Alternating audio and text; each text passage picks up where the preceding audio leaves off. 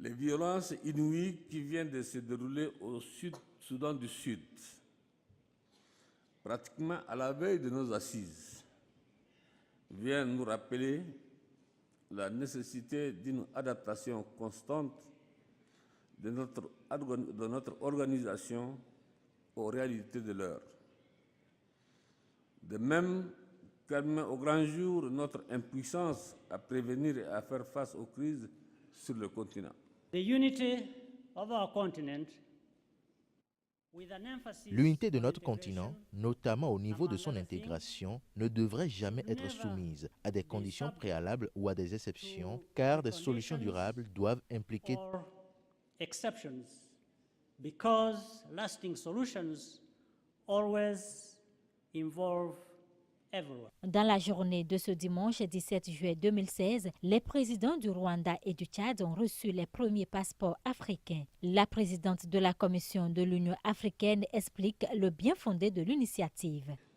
It is with great honor that we today Nous sommes honorés de présenter un projet qui nous est cher, un projet qui amènera les Africains à voyager librement à travers le continent. Le lancement du passeport africain avait été décidé par les chefs d'État en janvier dernier. Your Excellencies decided that we must launch the African passport. Alors que nous lançons le passeport africain aujourd'hui, nous proposons de convenir à des conditions qui permettront aux États membres de donner ce passeport à leurs citoyens quand ils seront prêts en conformité avec les lois de leur pays. To issue the passport to their citizens within their national policies as and when they are ready.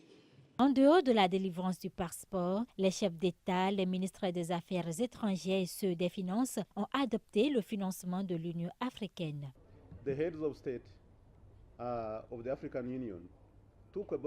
Les chefs d'État de l'Union africaine ont pris une décision. Ils ont pris la décision que les Africains, les membres de l'Union africaine, devraient financer à 100% les activités opérationnelles de la Commission de l'Union africaine. Cela permettra de générer environ 1,2 milliard de dollars américains, ce qui signifie qu'en réalité, cela apportera encore plus d'argent que ce qui est actuellement généré. Ce montant sera connu d'avance et facile à obtenir. Il sera recueilli par les autorités fiscales de chacun de nos pays. Quant au mandat de la présidente de la Commission de l'Union africaine, Nkosazana Dlamini Zuma, il tend vers sa fin. Mais sa succession est encore incertaine puisque les 3 candidats positionnés manquent d'envergure selon plusieurs chefs d'État membres de l'Union africaine.